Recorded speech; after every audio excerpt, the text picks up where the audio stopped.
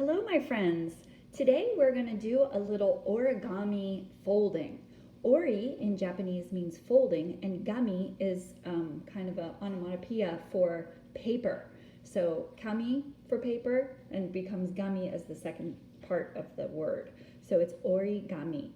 Now, when we do origami, we typically use a square sheet of paper, but most of us don't have access to origami paper at home, but we do have access to white computer paper. And so that's what I have here. I have a piece of 8.5 by 11. That's the regular size piece of paper. And what I'm going to do is I'm going to make it into a square from a rectangle. And to do that, I am going to take it and I'm going to fold it so that I have like a little boat sail. And so right here in the corner, I'm going to do my best to have that line up very well. I'm going to take a deep breath. Notice I haven't put down the fold yet. I'm lining it up. I line up the corner first. I line it up along the edge here. And then I'm going to take a deep breath. And I'm folding it starting from the middle and then using my index finger along a hard surface of a table. And I'm going to do it on the other side. Okay? Now, I have kind of a little boat sail. And here, this part is my little boat. Now, all I'm going to want is the sail. And so what I'm going to do is I'm going to fold this so that my sail is all that's left. But again, I'm not folding. Taking a deep breath. I'm just looking to line it up as best I can. And then I'm going to take my index finger and push it along a hard surface from the middle. And then I'm going to take it again and push it from the hard surface from the middle. Miss Harrison actually spent a year in Japan as a foreign exchange student. And what's very interesting is when I learned to do origami in Japan, I had already done it in the United States. It's more about the way you do it and taking a deep breath, making sure that you're making clean folds along a hard surface, and then your origami becomes much more crisp and much better detail. And it's a lot funner. It's a very calming activity, actually. Okay, so I really want to make sure that we are using this folding technique along a hard surface, and we're not just kind of smushing the fold.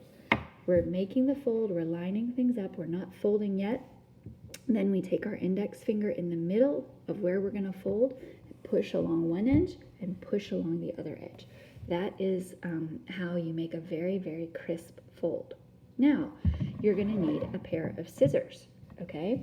So, you're going to unfold this, and I like to fold it again the other way. Folding it again the other way gives it a little bit more fatigue at that crease, and it's going to be easier to cut, okay? Now, Miss Harrison usually makes it so that she doesn't cut it with scissors, but I'm going to suggest that as this is the first time you're doing it, you're going to take your scissors and you're going to cut along this line. You see how that crease? The lines that we make in origami are often guidelines. So a lot of times we hear the word guidelines, so rules or something like that, and sometimes they can actually guide us into what we need to do. So you can go get your scissors and then cut along this edge, and Miss Harrison is going to kind of gently pull along the fatigued edge that I've created. Unless you're used to doing that, I would not recommend you do it. I would recommend you use the scissors and use your guideline, okay? Now, we have a square, and we have one diagonal line that is bisecting. That means that it's cutting what we had into two parts, bi being two and sect being cut, okay?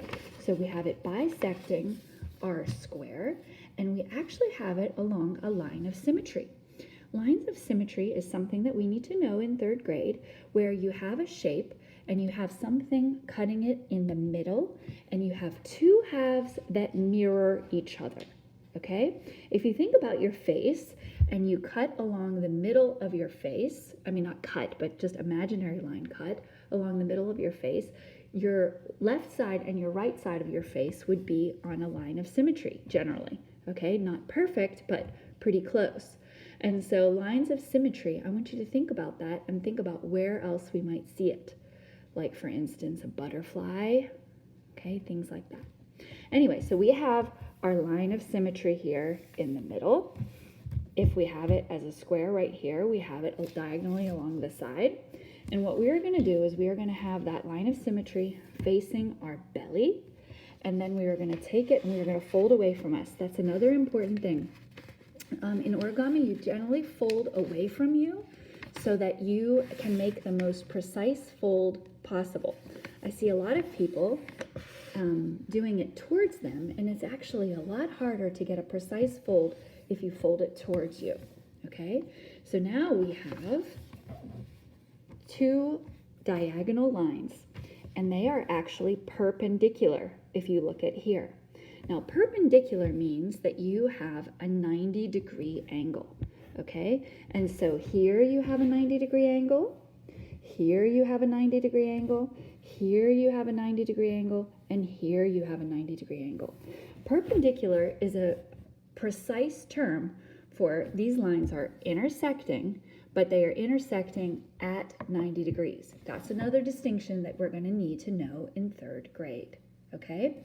Now, this is a very normal start to an origami. What I'm thinking right now is that we're going to do just a very simple origami, and we are going to make a little dog, okay? So we are going to make a very simple dog. Now, because we already have these 4 lines, this is just a very normal start to origami, okay?